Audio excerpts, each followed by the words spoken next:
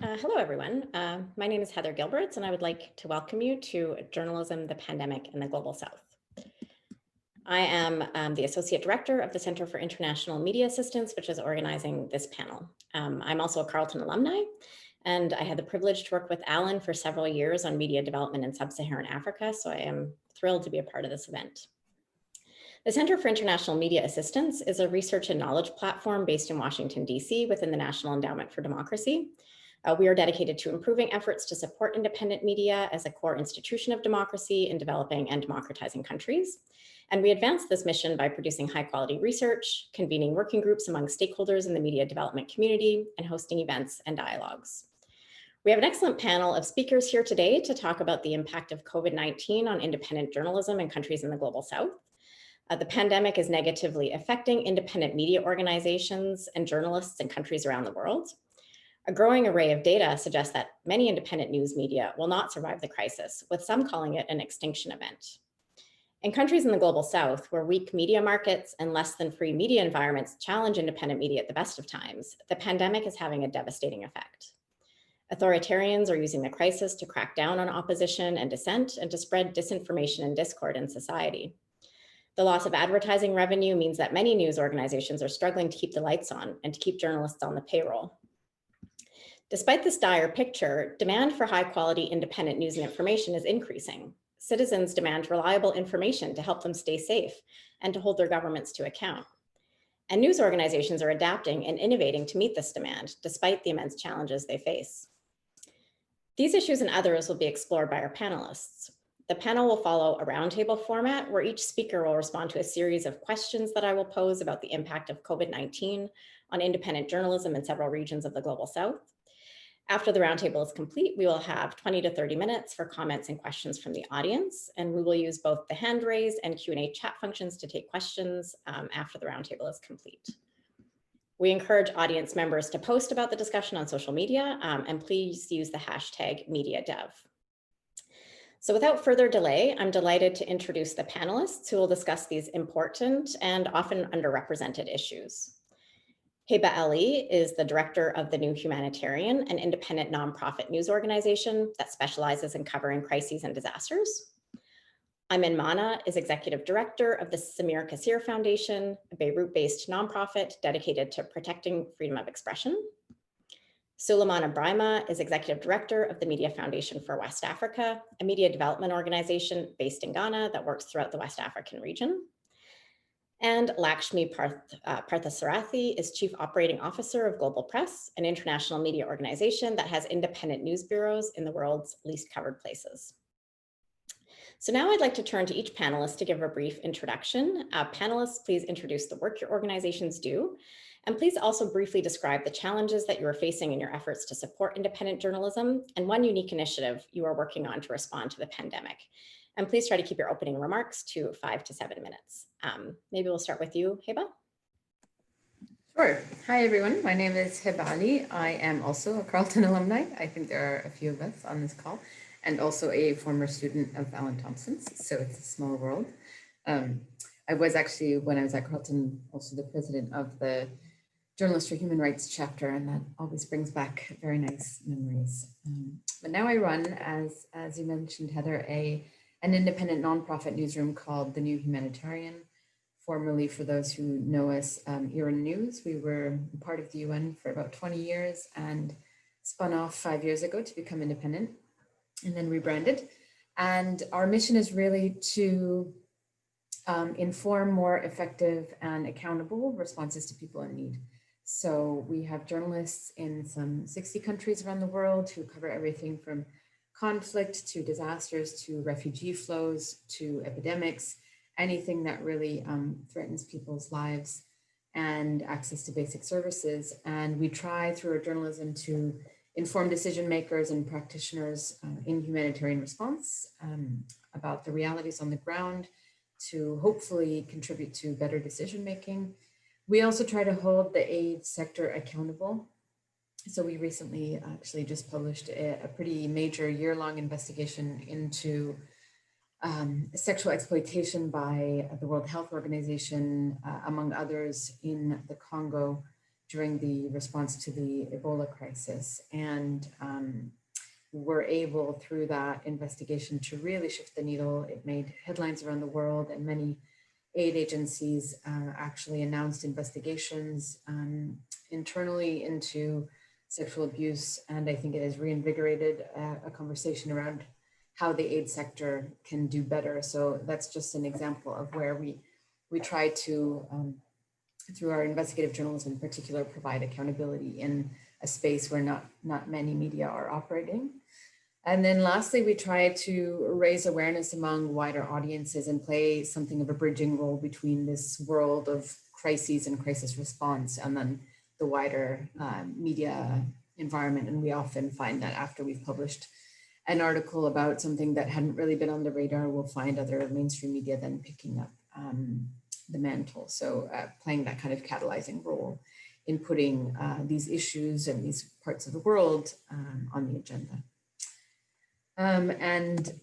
Perhaps unlike other newsrooms, we do really focus on the impact of our journalism. For us, it's not just, well, it's not at all actually about page views. And obviously as a grant-funded organization, we're much more focused on how our work can change things in the real world and make the world a better place.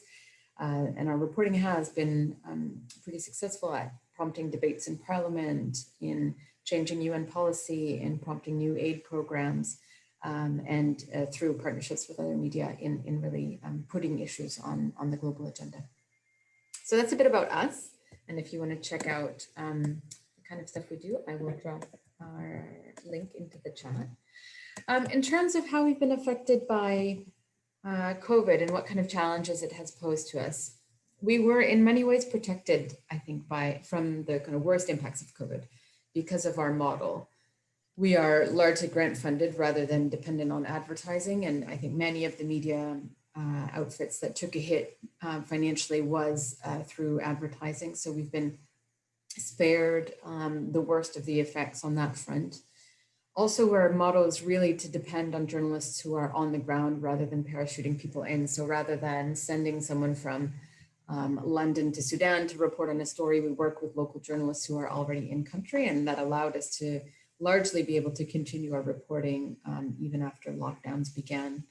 And then our team is, we're a digital first newsroom, and our team is largely remote. So again, we were very used to and already set up for internally working remotely and being able to connect. I heard nightmare stories about, for instance, the BBC and how hard it was for them to switch to working remotely. And so we were lucky on that front as well. But of course, it has added new challenges to what we do. First and foremost, keeping everyone safe.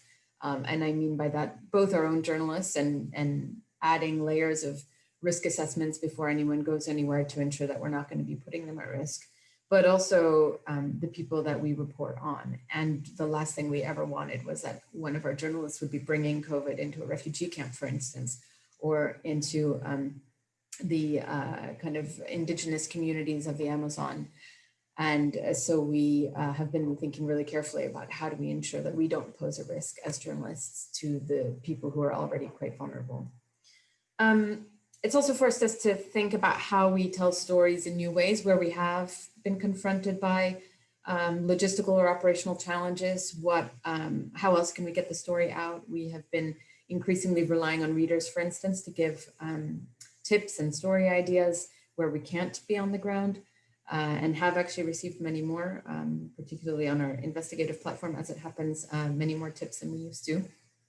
And also thinking about how we tell stories in a way that really enables the people experiencing those stories to tell them for themselves. And I'll give you maybe an example in a second. A couple other challenges, I think, countering misinformation. I mean, misinformation, as you said, Heather, has been such a defining feature of this pandemic. And then what do you as a media organization do in the face of that? And our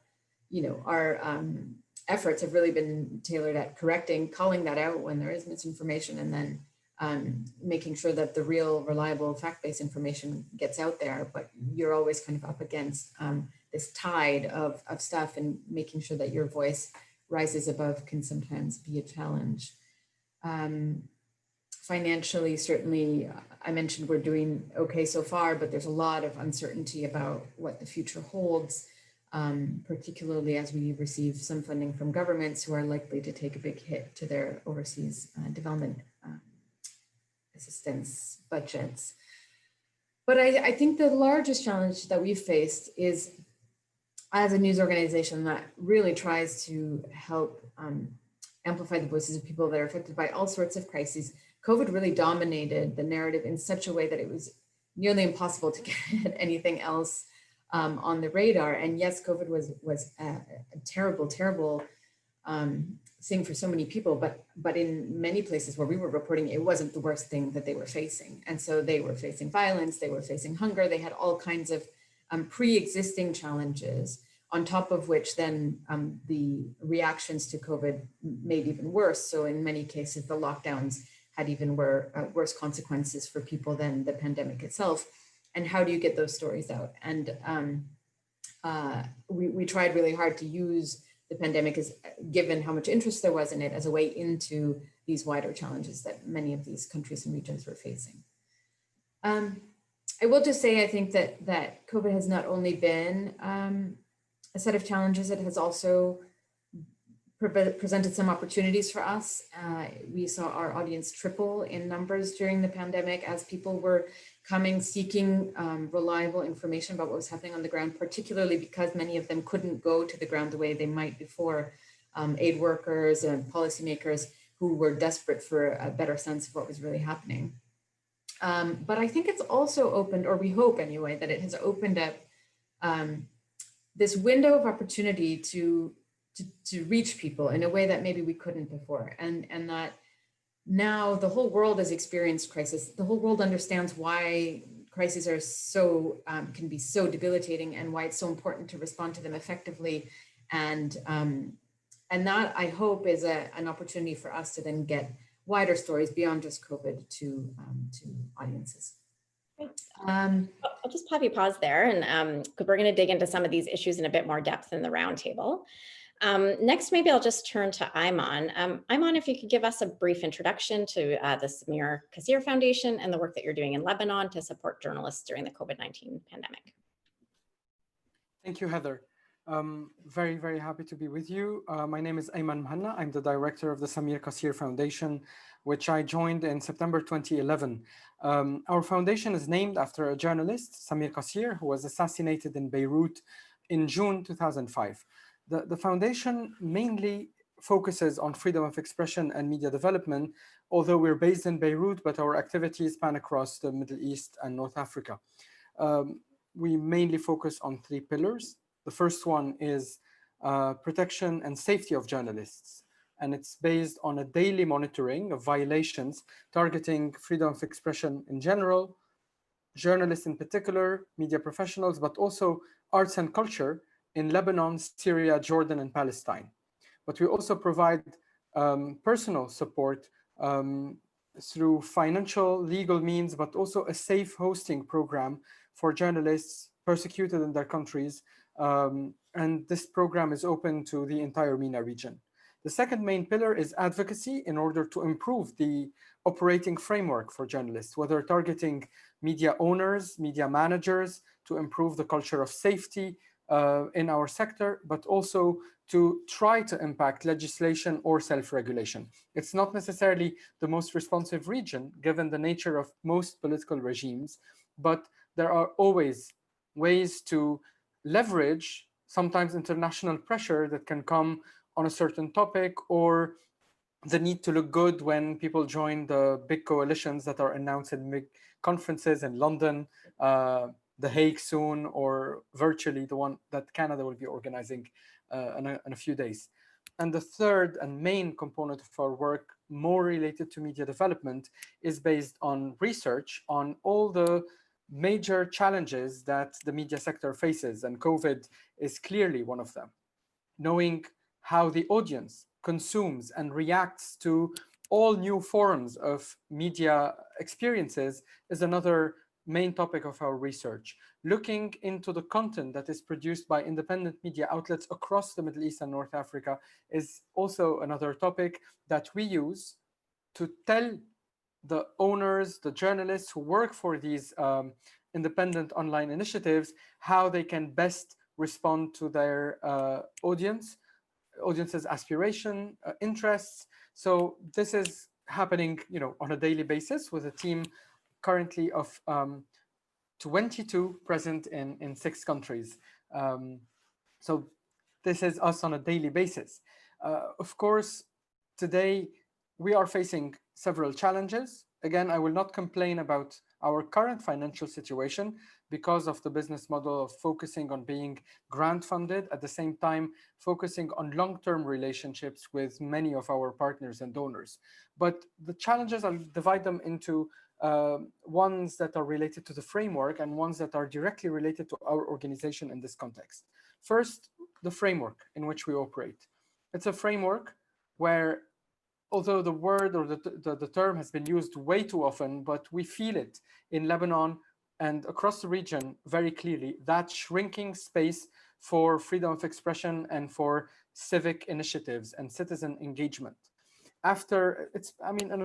In December, it will be 10 years since Bouazizi in Tunisia set himself on fire to protest oppression, repression, and corruption, and what was called at the time the Arab Spring erupted. Since it now looks as if it took place many decades ago, because there was a counter movement coming from 2 sides: political Islam on the one hand, and the military regimes and the strongman policy on the other hand, that both led to that shrinking space. And the kind of instability that followed 2011, 2010, 2012 was met by a kind of lukewarm reaction from most international partners who kind of send the signals, whether it's true or not, that they do prefer stability at any price, that they are okay with strong men in the region ignoring basic human rights principles. And as long as there are good conferences in The Hague, in Canada, in London that pretend to be supporting press freedom, that's fine. But the arms deals and the security cooperation and the countering terrorism cooperation is taking place, and it's understood by the rulers in our region as a blank check to do whatever they want, as long as things are stable and as long as they advance political relations with other players in the region. The major also challenge in our region is that thing that rulers and authorities are making excellent use of technology that is provided under the pretext of supporting security sector reform and combating terrorism, but very often in order to restrict freedom of expression.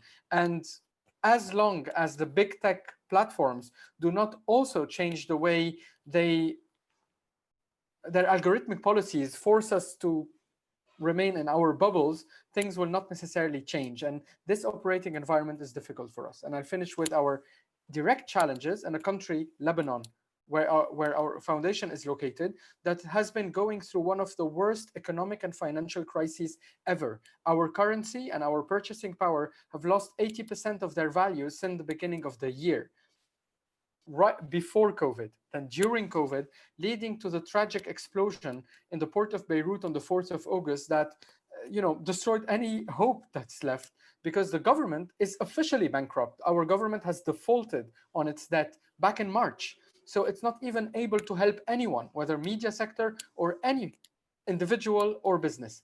So in this context, being grant funded in foreign currency means that we have artificially elevated power today as a foundation, but that is not truly reflective of the true situation on the ground, because it means it is very difficult to maintain staff. Staff retention is a real problem because of the lack of stability, lack of perspective in the country.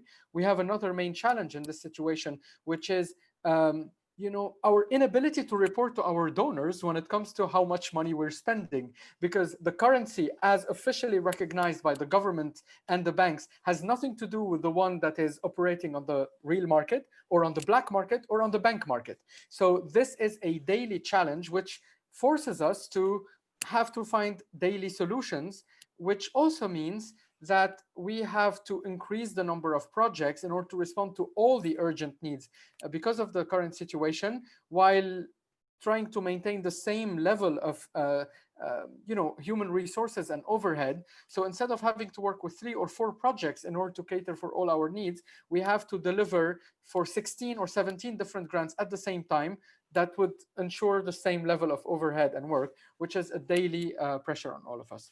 And finally, in this context, COVID-19 plus the rest, especially the Beirut explosion on the 4th of August, we've launched for the first time ever a media recovery fund with a very strong signal. We did not write any proposal. We just sent an email to all our international partners telling them, this has been a tragic event and journalists were affected. Today, journalists need medical assistance because their insurance policies don't work anymore given the economic collapse. They need psychosocial and therapy assistance. They need to replace their computers today, officially, basic Mac, like the cheapest one, $1,200, is in fact, if we look at it from a bank dollar perspective, it costs around $12,000 or $8,000. So we need to be here for them because we cannot import them anymore as a country, whereas we as a foundation, foreign funded foundation, we are able to do it. So we need to replace their equipment. We need to repair their offices. And also we need to provide them with economic livelihood support alongside support for investigative work so they can play their role, because journalists not playing their role means we are awaiting the next tragedy, the next explosion, and we are all alive waiting for the next tragedy that will kill many people. Journalists have a role to play today in spite of the crisis, and we need your support to do that. Within 1 month, we managed to raise $829,000, and the National Endowment for Democracy was one of our main supporters. Thank you. Thank you, Ayman. I think the multiple intersecting crises occurring in Lebanon just show again the precarious circumstance that many independent journalists work. So thank you for that background. Next, I'd like to turn to Suleimana. Suleimana, if you'd like to give us a little bit of a background on the Media Foundation for West Africa and the work that you're doing with journalists during the COVID-19 pandemic. Well, thank you very much. It's great to be part of this conversation from Accra in Ghana. So the Media Foundation for West Africa was established in 1997 at a time when a lot of the countries in the region were transitioning from military dictatorships to democratic and constitutional rule. And that meant that we were transitioning from an environment where governments had media monopolies, perhaps one state broadcaster, a few newspapers government controlled, to an environment that ensured media liberalization, opening up of the media space, and so on. And so, again, we were dealing with governments that, just 1 or 2 years ago were wearing military uniforms as heads of states, and just within a year or two, put down the military uniforms and become civilian heads of state. So in terms of uniforms, maybe different, but in terms of attitudes and character towards press freedom, freedom of expression, it was the same. And so the foundation was set up to accompany the process and to help open up the space for freedom of expression, media freedom to thrive. And so we work across the 16 countries in West Africa. The ECOWAS region has 15 countries, and then geographically, Mauritania is part of West Africa, so we cover Mauritania as well. On a day-to-day basis, what we do is almost similar to Ayman's work. We do monitor the environment together with our national partners in all the 16 countries, basically tracking, documenting, and where issues emerge, advocating for redress. And so that is under our Freedom of Expression program. And over the last 5 years, we have had to have a big focus on digital rights because increasingly the internet space is becoming the biggest platform for self-expression, so that the traditional media role of being the gatekeepers and being the ones who determine whose voices is heard is gradually waning. So having citizens being able to use social media platforms and other platforms to express themselves is part of the elements that sort of help to boost the democratic environment. But again, we saw an emerging attitude of governments deciding to either infringe on the rights of citizens within the digital realm, network shutdowns during critical moments of national events, or privacy violations, or even other practices that inhibit the extent to which citizens can use the internet for expression. So digital rights became part of our portfolio within the freedom of expression work. And then the second strand of our work revolves around what we call media and good governance. So it's basically about how do we empower the media to do the work that for which reason we say press freedom is important. And so it responds to the question, why are you defending journalists? Why are you saying press freedom is important? Why are you saying digital rights is important? So we try to build the capacity of the media to be able to respond to that question by way of professionally doing their work, holding governments accountable, holding duty bearers accountable, and at the same time providing a voice, particularly on radio, to those people who cannot read and write, and those who are usually in the remote areas who turn out to also be the most vulnerable and the ones whose voices are least heard in the public discourse. So empowering radio stations, newspaper organizations, news websites, and so on is part of the core work that we do. And a part of that work is also what we call media and citizens engagement. So providing the platforms that enable citizens to engage with authorities directly. So in many of the countries where we work, we've developed platforms that is, we call it time, either if it's a district assembly, we call it time with a district assembly. If it is a regional or a municipality, we'll call it time with a municipal authority.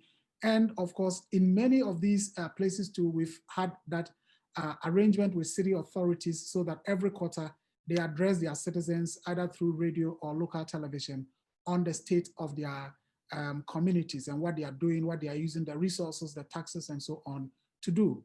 And apart from that, we also work directly with investigative journalists through micro grants that we provide to them, because we are in a region where journalists may be committed to do their work. They have the fantastic ideas, they have the sources, they have all that they need to do, but the little resources they need to be able to move about, to research, to gather data, to buy data for internet research becomes a problem. So quite often we provide micro grants to journalists to be able to do investigative work.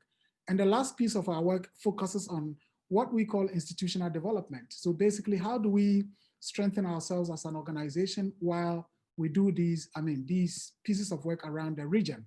And it doesn't end with just ourselves as Media Foundation, but also the national partner organizations that we work with them, because the stronger they are, the stronger collectively we would be in terms of delivering our mandate. So we have a dedicated portfolio of work which is focused on institutional development.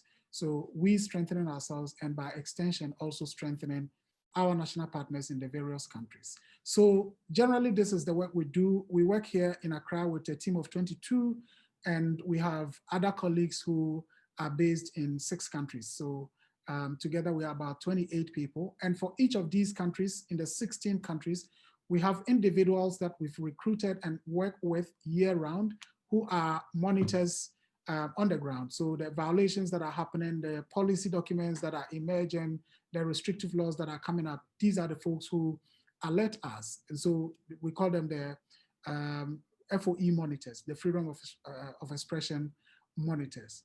Now, in terms of COVID, well, a number of issues. And I think that in terms of the impact on the media, it is not too different from what may have been experienced elsewhere across the world, except that in our case, it's perhaps much more severe. So you take a country like Guinea, where at the beginning of the year, there were 20 registered newspapers with the regulator. And by June, due to COVID, only 9 of them were operational.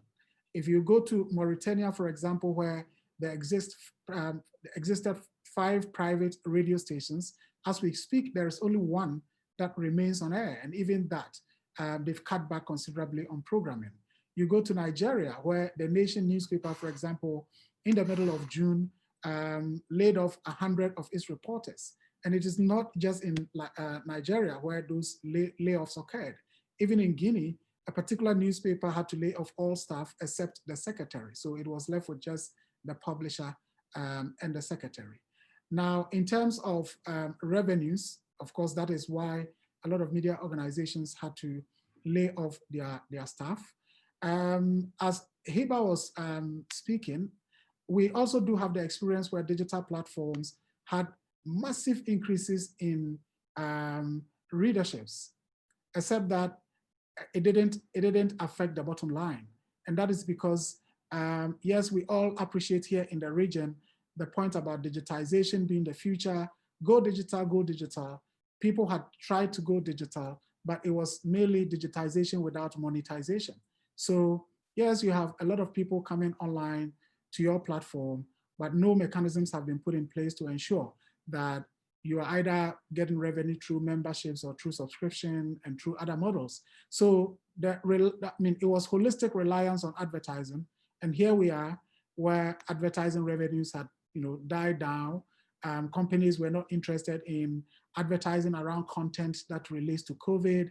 And so, as I did say, huge readership increases, but no impact on the bottom line. Now, I'll stop you there, sir. We're going to dig into these issues in a bit more depth. Sorry, just to stop you there. I'm just going to quickly turn to Laxmi to give an introduction to global press, and then we'll return to these issues. But thank you very much for that background, and don't worry, we'll come back to these very important topics. Laxmi, over to you. Sure, thanks, Heather. Thanks for having me on the panel, and I think there's so much to dig into with my fellow panelists. But I did want to just say it's really exciting to be part of this panel. It's Alma Mater's conference, so that's exciting. And I do have to say it was really the Rwanda initiative that Ellen Thompson was leading that truly sparked my interest in media development to begin with. So thanks for that, Alan. And since then, I've been fortunate to work in the field of media development for over a decade. And today I'm Chief Operating Officer of Global Press, which is an international media organization that trains and employs local reporters to produce exceptional journalism in undercovered media markets. So we operate 40 independent news bureaus from Kirumba in Democratic Republic of Congo to Jaffna in Sri Lanka. So Global Press was founded 15 years ago by Christy Hegranis to offer a counterpoint to the disaster-driven narrative that the 24-hour news cycle often prioritizes in international journalism coverage. We produce comprehensive coverage from really complex places using traditional journalistic values. And in order to do this, all of our reporters are essentially hired by Global Press, and then we train them in a 4-month training program at Global Press Institute, where they learn everything from photojournalism to fact-checking, regardless of whether they've had previous journalism experience. Once they graduate, they are offered exceptional employment, not freelance assignments, that Global Press Journal offers. And this is our award-winning news platform. Our network of professional local reporters are employed within a robust editorial structure to produce integrity-rich, accurate journalism that features local sources and deep context, as well as nuanced analysis on topics that are just rarely covered elsewhere. One of my personal favorite things about Global Press Journal is that we actually publish all of our news stories in English and the reporter's local language through a really robust network called Global Press Accuracy Network, which is our network of translators and interpreters, fact checkers, and copy editors. So over the last 15 years, Global Press has employed 250 female reporters. We've produced over 10,000 pieces of exceptional journalism, and we continue to operate one of the most diverse newsrooms in the world. One of the challenges in our field is building truly representative journalism, as well as providing exceptional employment opportunities. So when we launch a news bureau, we make a long-term commitment to the coverage of a country. Take, for example, our news bureau in Chiapas, Mexico. We've been operating there for nearly 14 years. And 70% of Global Press Journal reporters actually stay with us for at least 5 years, while others, like our reporter Marisa Revilla, has been reporting with us in Chiapas, Mexico since the very beginning. So I really want to emphasize this idea of great journalism begins with great journalism jobs. And so exceptional employment is something that we're really proud to offer. So I've been in the media industry, in the media development industry specifically, for a long time. And I know how common it is for reporters to receive training, but then re-enter newsrooms where editorial policies and all the great best practices that they learned aren't actually continued to be upheld or enforced in any way. They're also often met with challenges such as not making even a minimum wage in some of the countries that they report in. So at Global Press, we really take a systems change approach to international journalism, from recruitment to training to employment, and of course, our editorial approach as well. And you can read all of our news stories on globalpressjournal.com. As well as engage with our products and services on globalpressnewsservices.com. Now, related specifically to the pandemic, you know, a lot of the things that Heba was talking about ring very similar to Global Press. One of the unique programs that we operate at Global Press is our Duty of Care program. So this is our holistic safety and security program designed to meet the specific needs of local journalists who live in communities that they cover. So this is when, for example, for our reporters, extraction is just not an option. They are local journalists who live in the communities that they cover. So they require a robust and inclusive security methodology that prioritizes the interconnectedness of 4 really important things: physical, emotional, digital, and legal security. So as we've all experienced in 2020, you know, it's brought major disruptions to many organizations around the world. But, you know, similar to what Heba was discussing, we've really been fortunate to be prepared for this crisis. And thanks to our Duty of Care program, it's really prepared us for many imminent threats that our reporters face. And we've kept over 40 news bureaus safe while managing to cover the consequences of the coronavirus in communities. In a fast-moving crisis such as this, our first priority is to ensure that our global team of reporters is safe, as well as the communities and the sources that they are working with are also kept safe. We've learned that doing so really requires us to assemble as much information about their local context as possible, so we can piece together some of that information remotely. But our reporters themselves are our most valuable assets when it comes to understanding their local context. To take advantage of their local insight, what we've done is build a constant culture of two-way communication. Before coronavirus, that system has helped us meticulously track their safety during reporting when they're on assignment. And now we're leveraging it for the pandemic. So just a quick example, in the state of Oaxaca in Mexico, we rely on our reporters' feedback to piece together a granular and real-time picture of the state's heterogeneous lockdown conditions. Our reporters tell us that some of the communities are entirely closed off with chains and fences. Others are much more lenient in allowing some traffic to come through for essential supplies. The point of this being that realities essentially on the ground can differ substantially from the government's statewide guidance or protocols that are being issued. By listening to our reporters, we can tailor their reporting work plans, including which communities they can and can't enter, and essentially help them report safely. So I'm looking forward to really discussing some of these challenges and some of the learnings that we've had over the last few months, covering the consequences of the coronavirus around the world. Great, thank you, Laxmi.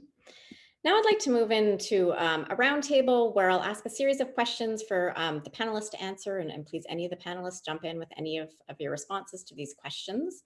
And please also give specific examples from your context. So the first kind of set of questions I'd like to dig into in a bit more depth is one thing that you all touched on, but that is the importance of verified, trustworthy information during a crisis. So in many crises, we see that demand for independent, trustworthy information increases, and in some cases is a matter of life and death. Could you share your experience about the increased demand for quality independent media in your context? And anybody can jump in here. You go, Laxmi. So many examples to share here.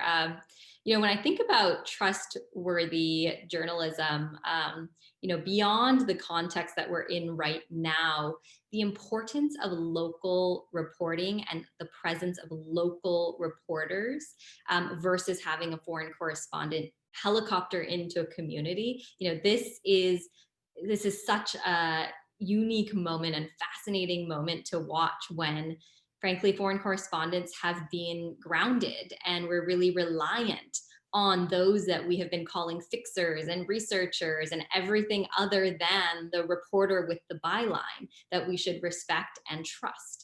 So it's really underscored the importance of reporting with a local lens during COVID-19. We've all read those stories that have a dateline in Johannesburg while the reporting actually takes place in a remote area of Uganda. As foreign correspondents, we're grounded during this time. We've seen a real increase, as Heba was sharing as well, we've seen a significant increase in our audience numbers. So there's clearly an interest in what's happening in these places. And as an industry, we finally get to see local reporters stepping into these roles. And, truly that is going to give you much more nuanced analysis. It's going to give you access to the people that are actually dealing with the crisis. We've seen that from our coverage, whether it's vulnerable populations such as sex workers in Kampala, Uganda, or we did an amazing story on epidemiologists fighting the virus in Arkhangai province, Mongolia. Our reporters are just capturing incredible moments during this pandemic that, again, really only local reporters can do. And I think that local reporting does inherently lead to trustworthy journalism. I just add to that, and it speaks a little bit to what Suleimana was saying before, that in some contexts, what we have found is readers are coming to us because they don't trust their governments about the narrative around coronavirus. And so, for instance, we published a piece out of Tanzania around how Tanzanian doctors were sounding the alarm around about a number of cases that was well beyond what the government was admitting to. And we've seen that in different places in Yemen and elsewhere, where citizens no longer trust what they're hearing from governments, and they're depending on independent media to be able to fill that gap.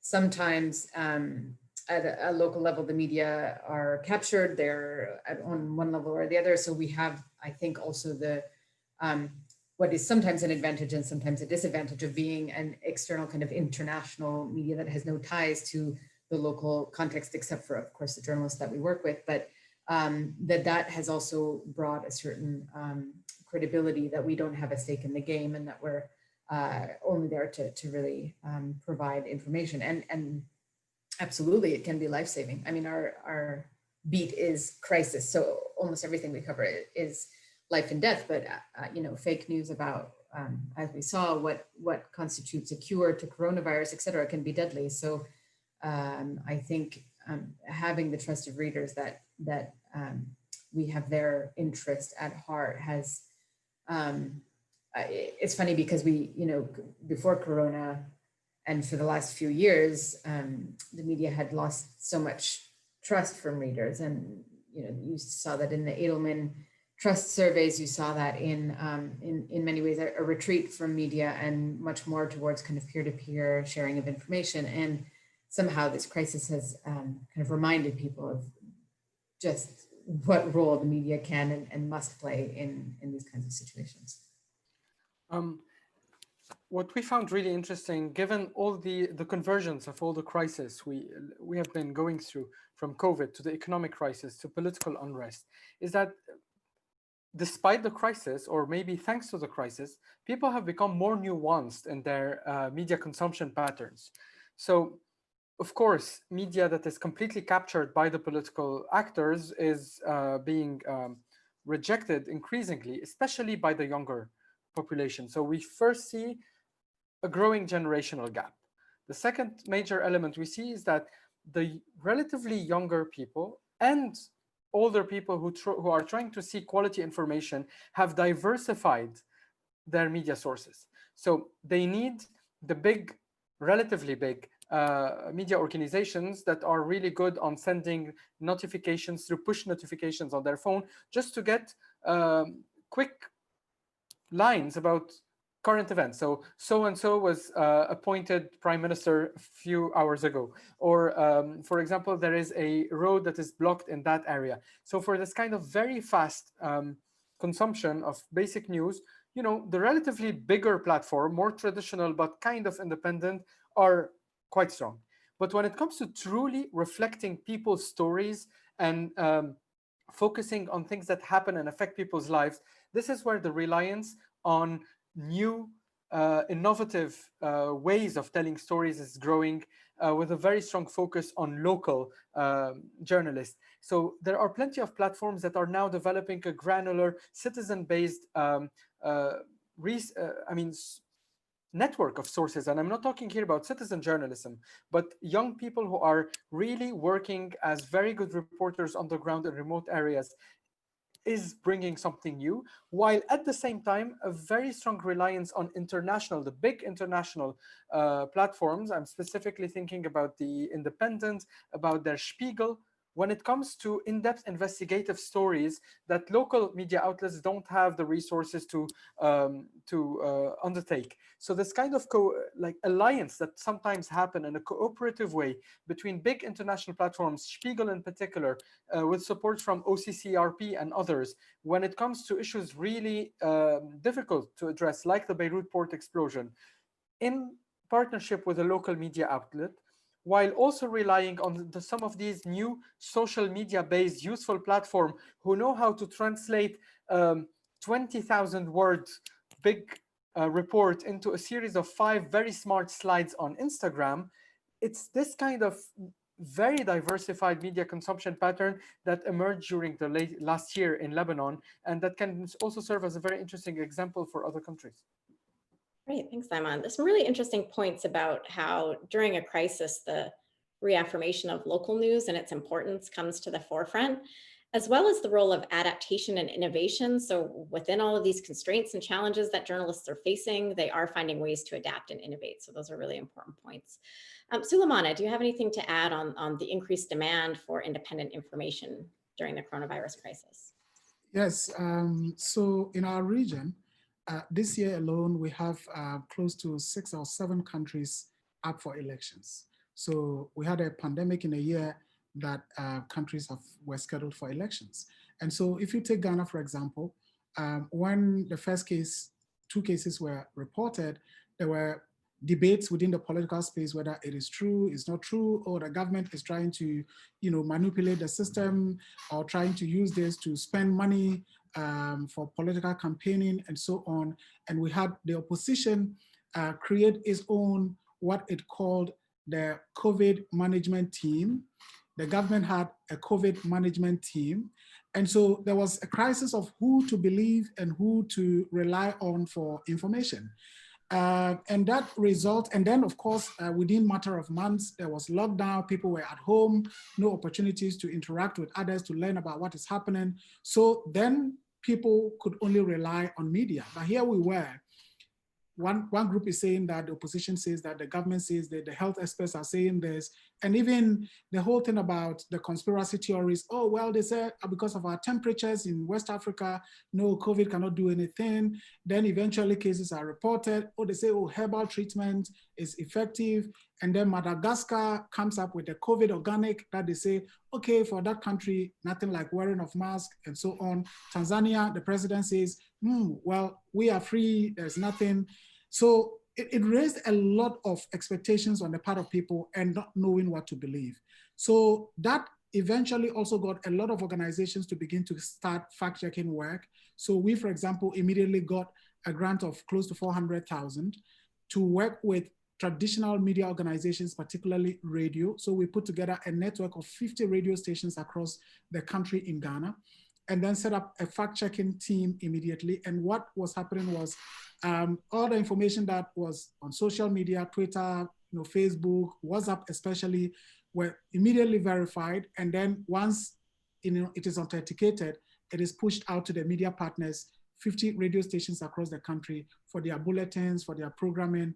And ultimately, that is how we were able to mitigate the situation here in Ghana. And in Nigeria, similar things were done in terms of media organizations partnering with fact-checking networks to be able to authenticate, verify, and make sure that people are getting the right source of information and the authentic information. So it's something that really heightened people's expectations of not just news, but what to believe and where should we turn to for the facts. Great, thank you, Sulemana. We've talked quite a lot about sort of the declines in revenues and how that is posing challenges for independent media organizations. We've talked a little bit about the problem of disinformation and misinformation, and in particular, how journalists are dealing with that. One other issue I'd like to talk about is in many countries, governments are using the crisis as an excuse to crack down on oppositional and dissenting voices. So through states of emergency, they're restricting the activities of journalists as a way to kind of quash dissent. I'd like to see if you have any examples from your contexts where the governments are restricting the space for journalists to do their work during the pandemic. Sure, Hiba and I can both chime in on that.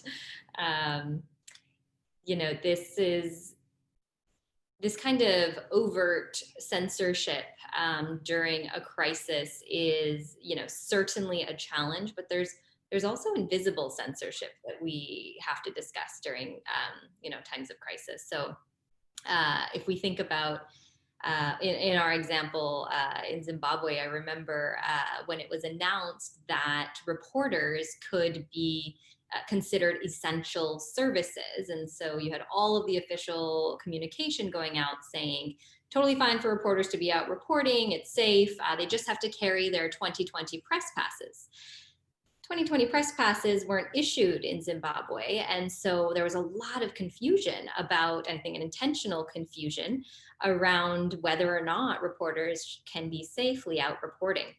So it actually led to multiple arrests, cases of harassment for reporters that were still carrying 2019 press passes. So, you know, it's these situations where as an organization, we really have to carefully navigate with the reporter, you know, how to overcome this miscommunication from governments. We've also seen that, for example, in Jaffna, Sri Lanka, where we have a news bureau, they have a really hard time accessing official documents and official records in Tamil. The language that's primarily spoken in the north is Tamil, whereas the government issued documents are often in English and in Sinhala.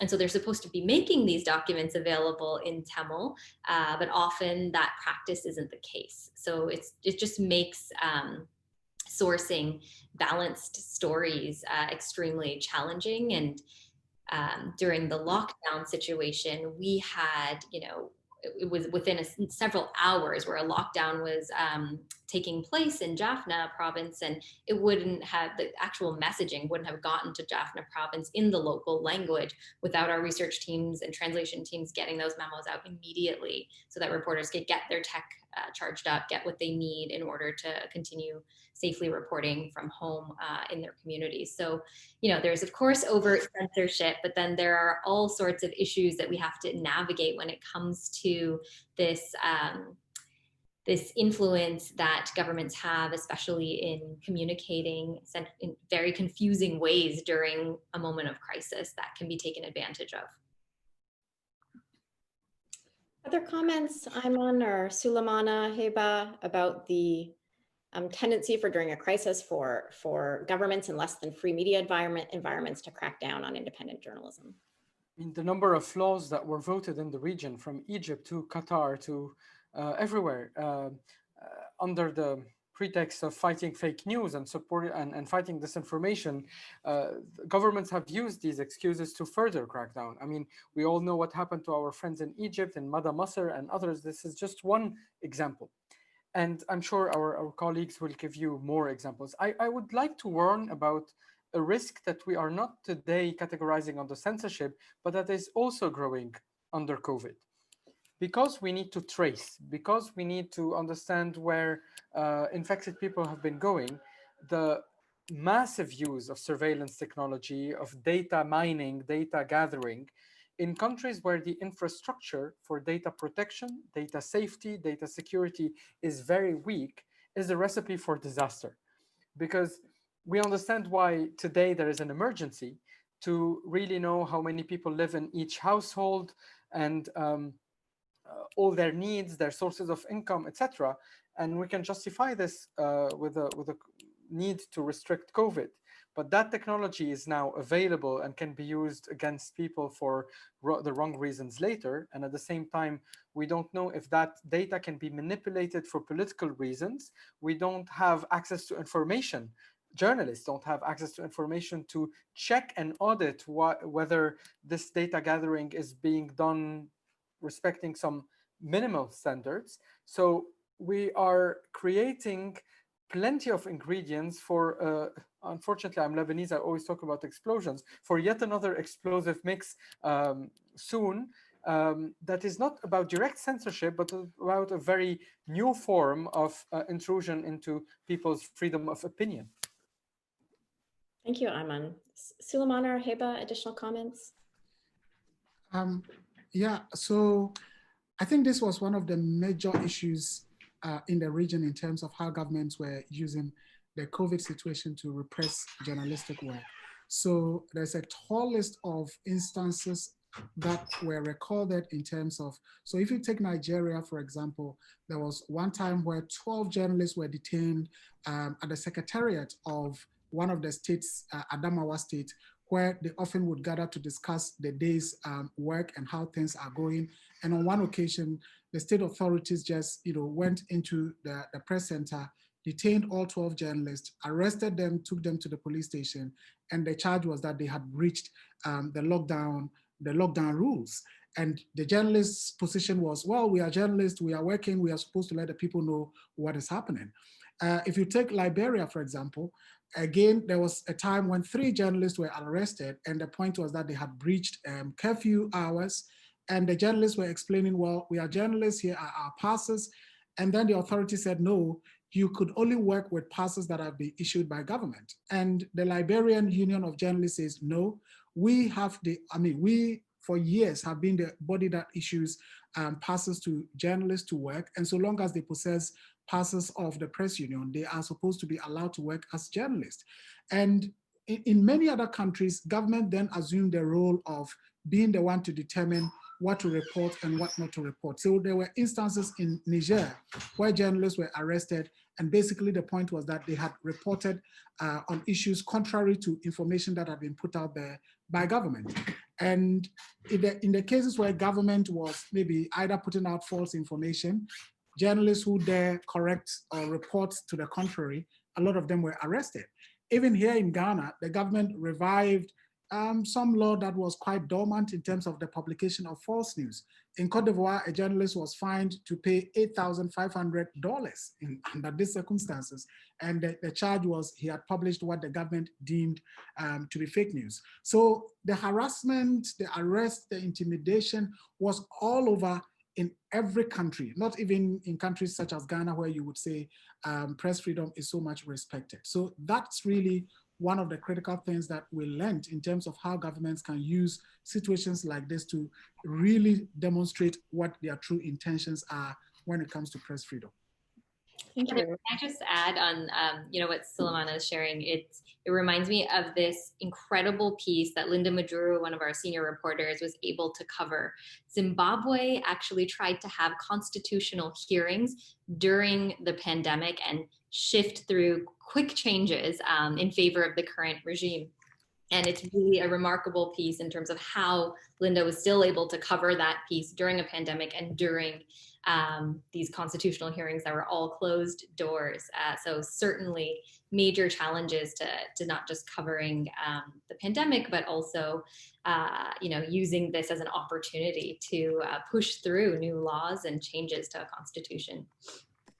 I was just gonna add the same. I mean, we have been lucky not to have had our journalists caught up in some of these crackdowns, but certainly we have had to do a lot of reporting around how governments are using COVID as an excuse to crack down in other areas. And migration is a huge example where governments were using COVID as an excuse to introduce really hardline anti-migration and anti-migrant policies.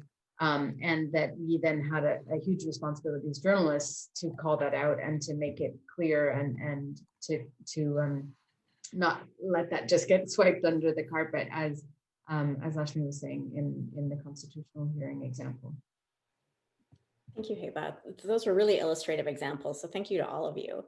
I have a few other questions, but I would like to give the audience a chance to ask questions to each of the panelists. So I'll hold off on mine for the time being. And I'll open up to Q&A for the audience. As a reminder, you can either use the hand raise function or you can type your question in the box, the Q&A chat function. Dan, I don't know if we have any questions that you'd like to read out from the Q&A chat box. Hi, Heather. Yeah, we have a couple questions here. And one is a follow-up from Kate Musgrave. And she had a previous question that Ayman answered about how these projects that you discussed will be moving forward. And she also just wanted to know what other lessons learned from the state of journalism in this crisis do you think will actually outlive this crisis and be put to use on a long-term basis? And then we have another question that I'll also read now from Mel Bunce, which is, her question is, do you think we'll go back to more parachute journalism post-COVID?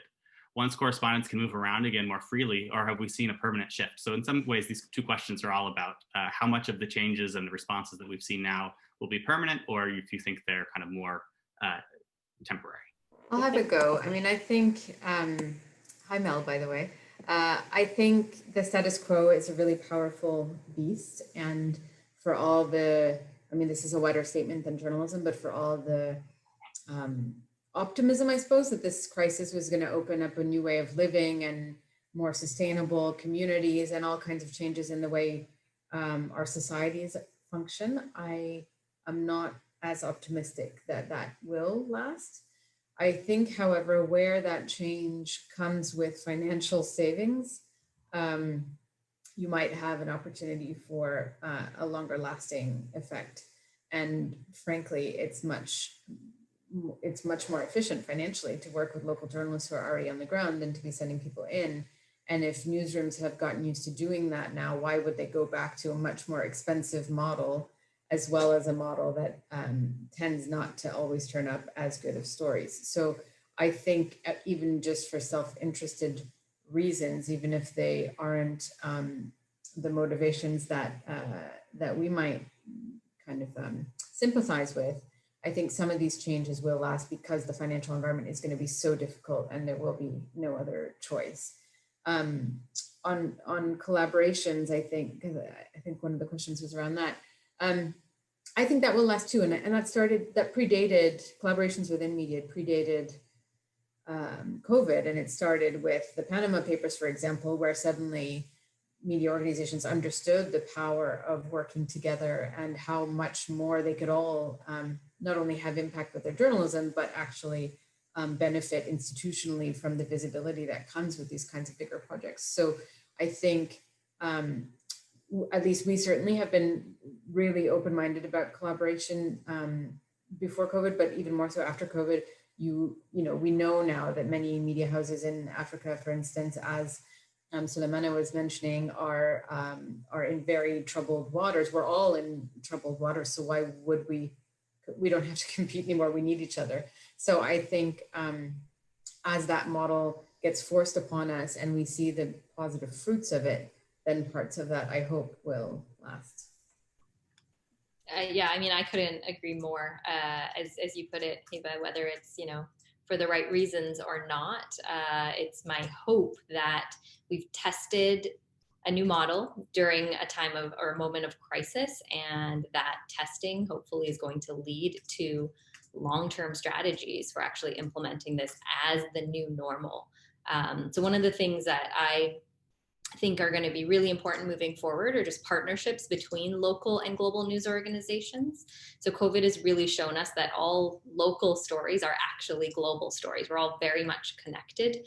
And there's a lot to learn about how other countries and communities have been responding to the pandemic, and managing communications during this crisis. And I think the world would greatly benefit by having more diverse voices, of course, given all of our work in the global media and sharing stories and solutions as well from around the world. And, part of this is, of course, reimagining what international journalism should look like and can look like.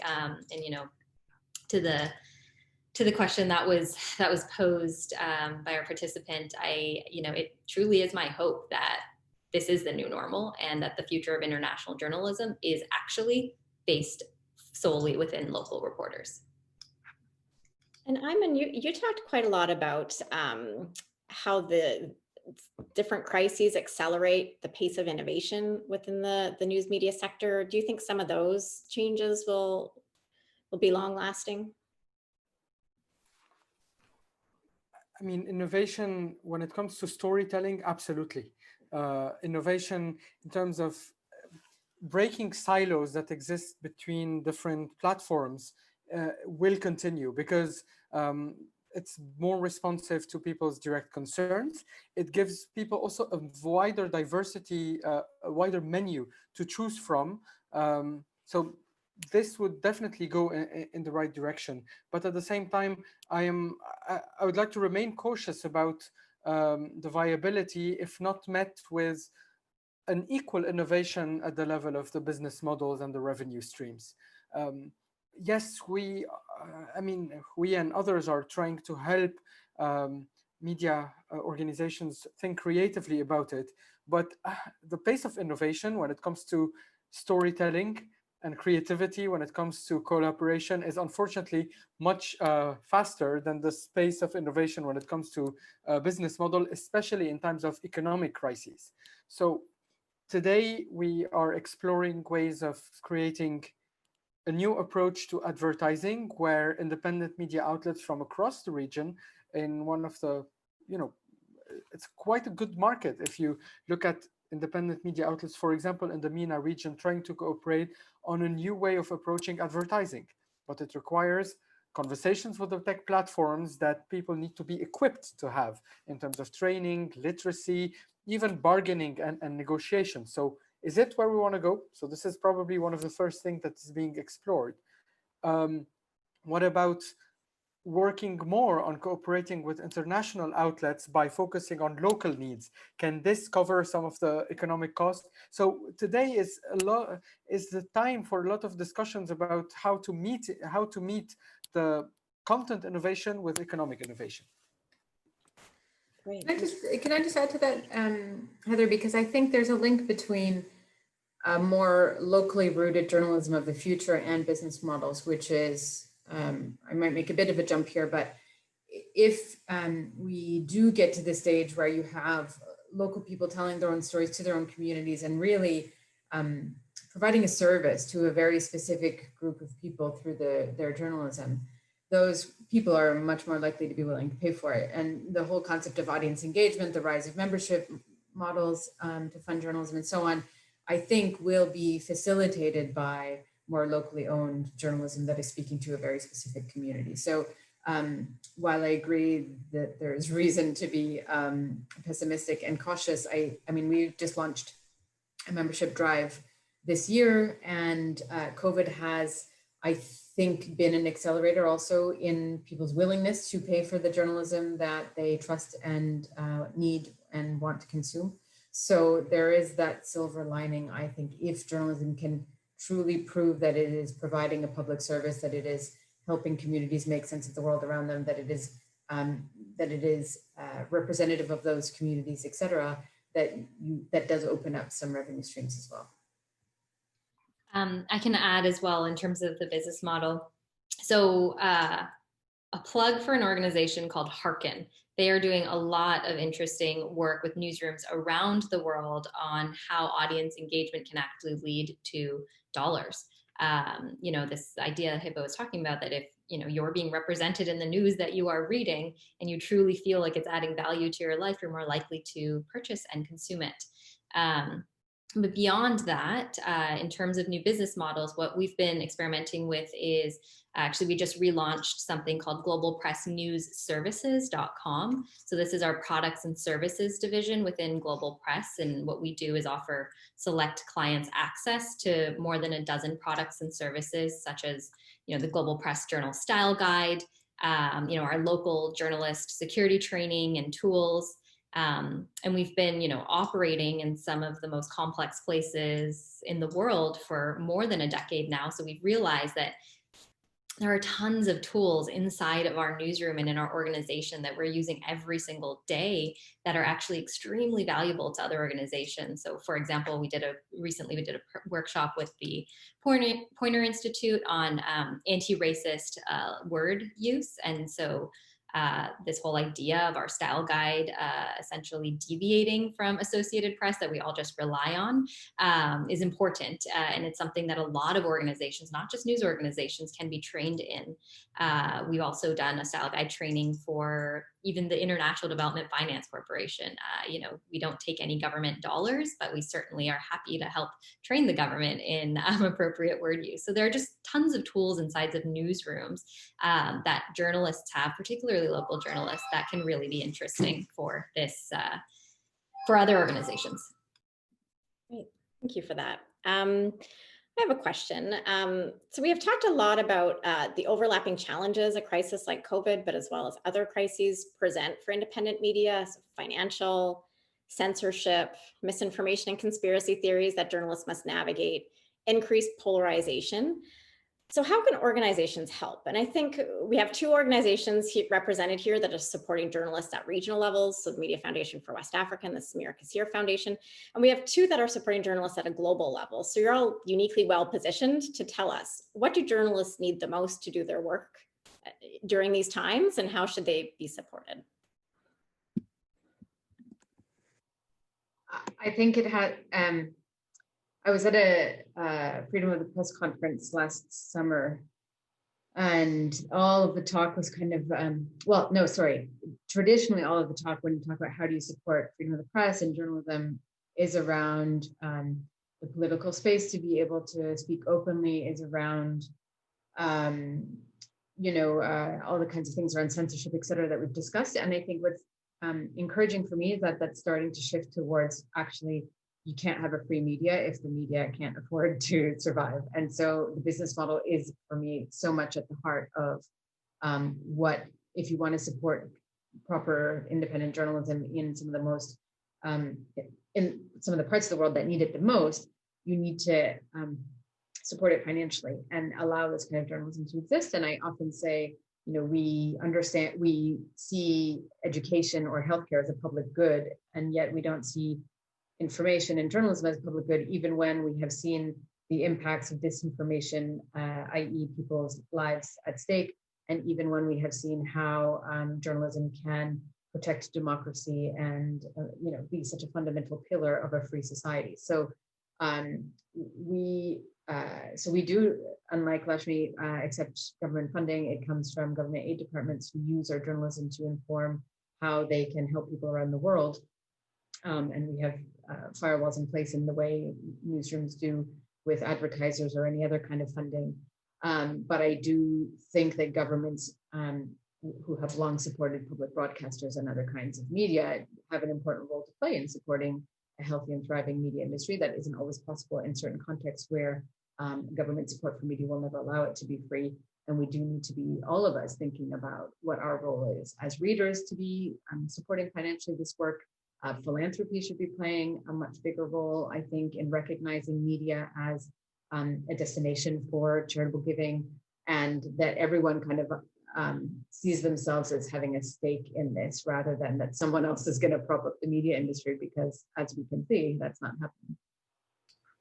Yeah, I think in terms of philanthropy, if I can pick up on that point, unrestricted funding for news organizations is absolutely critical, in moments of crisis, especially, but, in general, investing in operations and high quality employment models for local journalists is key, and it's going to lead to better journalism and high quality information.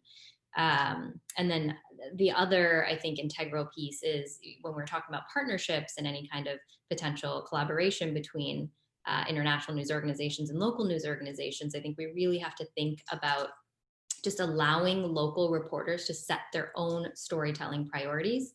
That's going to lead to safer reporting, their own personal risk assessment, but also better stories when we're not sending reporters out to say, go get me the Ebola story, versus what is actually happening in your community and let's investigate it. It really leads to a different result. Well, if I may just chip in, I think what we are learning is the fact that pre-COVID, the media was in a crisis of mistrust. And indeed, one of the challenges in terms of our press freedom work, advocacy work, more freedom for journalists work was always the question about, but yes, we've always talked about press freedom and the journalists are corrupt. We are not seeing the value of journalism. And then here we were, suddenly it is the journalists who are on the battlefield together with the police, the military, the doctors, and the nurses. And suddenly everybody in their homes, because of lockdown, now realizes the importance of the journalist work. And even for governments as well, because when the whole thing started, governments out of the same mistrust for journalists didn't see the value until when it got to the point where they realized that public education was critical in combating the pandemic. And therefore, they had to rely on journalists, even perhaps more than they would rely on the police, the military, or even the doctors and nurses. And so I think what this whole challenge has presented is an opportunity for us to re-engage, to open up the space for people to have more trust for journalists and for governments to begin to adopt the policies that would open up the space for journalism to thrive.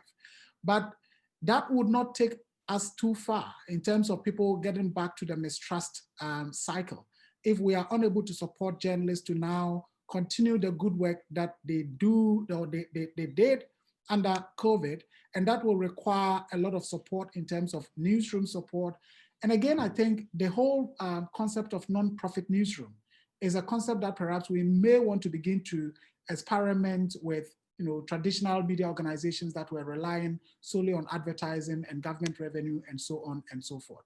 So yes, the opportunity to rebuild the trust that we had lost, and therefore open up the space for engagement with governments in terms of repealing criminal libel laws, defamation laws, and opening up the space, and then also financing newsrooms to ensure that media journalists would be able to continue to do good journalism that would continue to build the trust that we had lost. And by the way, many nonprofit newsrooms have done better than commercial newsrooms in this crisis. So for what that's worth. I will give an example to reiterate the point of my colleagues related to the importance of economic livelihood for journalists to be able to do their work. An example from across the MENA region.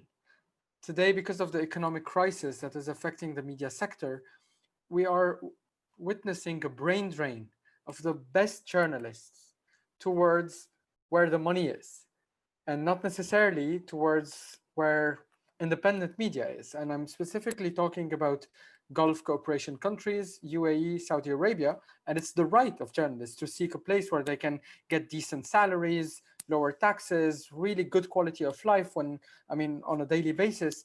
But at the same time, we need to wonder what it means for the diversity and the quality of the media fabric that would remain in countries like Tunisia, Morocco, Egypt, Lebanon, and Jordan, when their best and brightest have to sustain for their families and work for organizations that need to integrate the political structure where they work. So I would also like to comment on the nonprofit media, where there is a huge potential, and some of them have managed to weather the crisis better because they were not truly dependent on the economic cycles. But while fully supporting that, let's also not hug them to death and force them to, I mentioned it once, drink from the fire hose, in the sense that we know that there is a problem with traditional media outlets being captured, and that the effort of the independent ones is actually much better. People are trusting them. So let's pour support pouring support in terms of money without having a long-term view about their business model and their capacity to absorb and how they will deal with it once the funding cycles end might be actually not the right gift at the right moment. Whereas integrating the strong funding with a perspective of real capacity building, strong employment policies that Laxmi mentioned, and try to flatten the curve, but like on the upward trend on a longer term basis, this can truly help them and have a very good impact on the sector. I would just say that sometimes, because I completely agree, we need diversification. And we, for instance, as an organization, a nonprofit newsroom that is largely grant funded, are now investing in how do we generate our own revenue, what are different business models that can supplement that grant funding. But I think at times donors are very unrealistic about how quickly you can get to an independent financial model and how, the extent to which some degree of grant support will likely be part of any future of journalism, and some will manage without it and some will be much too dependent on it. But to simply say you guys should get your shit together, if I can. Absolutely, but it's better for many. It's better for many independent small structure to know that they have, let's say, 80 or 100,000 US dollars a year over 6 years than today giving them 300,000.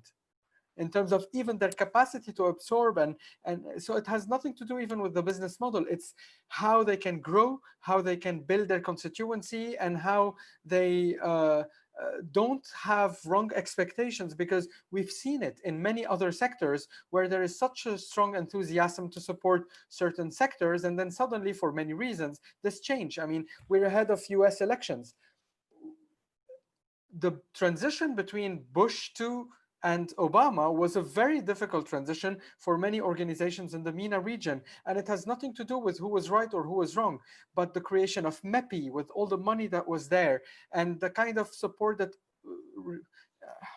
that was available towards the end of the George W. Bush's second term and very early days of Obama, and then how everything was changed when MEPI was rethought, where like USAID had a different role, wasn't necessarily lived in a very positive way for organizations on the ground who had to deal with changes happening in Washington, D.C. with no preparation on how to actually think more long-term about the funding cycles that they experience during a certain period of time. This is I'd like to make a plug for a panel that we are actually hosting tomorrow. So SEMA's hosting another panel at the conference on donor responses to supporting independent journalism during crisis. So please attend that, and we will cover many of these issues. This is a great segue. I'll just quickly check with our host to see if we haven't covered any additional questions from the audience before closing. Dan, is there anything we haven't covered? No, I think we've covered all. We have a couple questions about kind of some of the difficult challenges in terms of xenophobia during the pandemic, and also some of the challenges in difficult contexts like Syria. A couple questions about that, if people have reflections. Maybe just any closing remarks on anything we've discussed today before we sort of close the session from any of the panelists. Just a hopeful note, I guess, that we all take the time to recognize, step back from this crisis and say, okay, how do all of us build back better in a way? And that's partly on us in the media industry to ensure that ours is not a very good example, but I think many in the media, when the crisis hit, suddenly started taking down their paywalls and recognizing their public service role in a way they hadn't necessarily been doing before. And hopefully that reinvigorates within the media the responsibility or the duty to be providing journalism that actually helps people manage this crazy world. But then also for consumers, for funders, and for everyone else to be saying, okay, if as we have been all arguing during the last hour, this crisis has awoken all of us to just how important reliable information is. What are you doing to help sustain that? And what are you doing to ensure that it can survive in the future, given this crazy landscape? And yes, that will involve innovation, that will involve new business models, but how can you be part of the solution to that? So that would be my challenge to everyone. thank you. Any other closing remarks?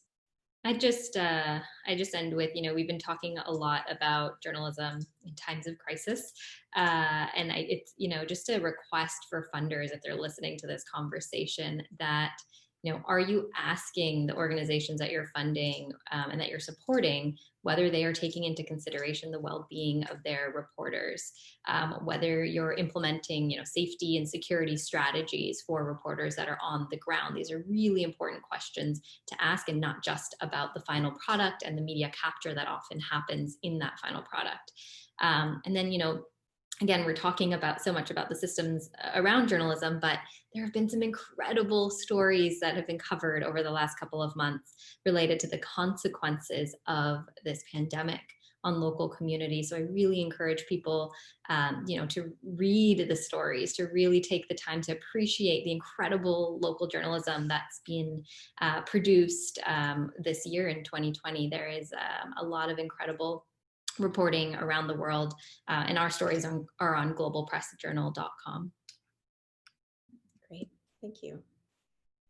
Well, I think my parting comments would be that so far a lot of incredible conversations have happened.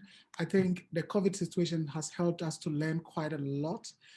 Within the media space, I think the conversations are more about journalism and the newsrooms, and not much conversation is taking place in terms of the journalist associations, the journalist unions, the media support organizations that help to keep the environment open for journalists to work. And I think that if there's one particular thing that we've learned, it's also about how this whole thing propelled us into strengthening our networks within the region. So even as we had hundreds of journalists arrested, detained, and so on, no journalist, as I speak, is in jail because of COVID-related infraction. And that is because a network of media defense organizations, media support institutions came together and made sure that, yes, a journalist can be arrested, detained for an hour or for 30 minutes and so on, but no journalist should go to jail for COVID-related offense. Great, thank you for that. Ayman, any last final remarks?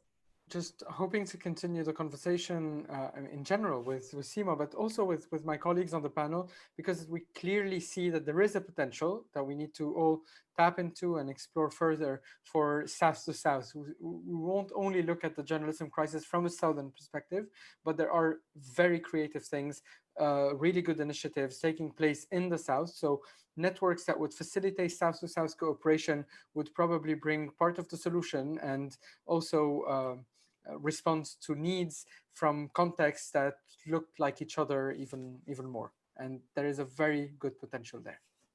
Great, thank you for that. Just a couple of closing remarks from my side. This panel has been an excellent overview of the difficulty and importance of independent media during crisis in countries around the globe, in particular in the Global South. The COVID-19 crisis throws a harsh light not only on the growing weakness of independent media, but also, as we've been discussing extensively, the inadequacy of efforts to support and protect it. In many developing countries, and Heba made this point, advertising revenue will never be sufficient to support independent media organizations. In fact, all of the panelists indicated here that they're all donor funded. International aid is a critical aspect of the ability for these organizations and news outlets to survive. So we would like to invite you to a second panel that the Center for International Media Assistance is hosting that will bring together donors and international actors involved in supporting media as a part of official development assistance. And this panel will be held tomorrow, so Friday, from 1:30 until 3. So this brings us to the end of our time together today. And I would like to thank everyone very much for attending. And in particular, I would like to thank our panelists for sharing their time and experiences with us, and for really, bringing such interesting insights to the table. So thank you very much. Thank you so much.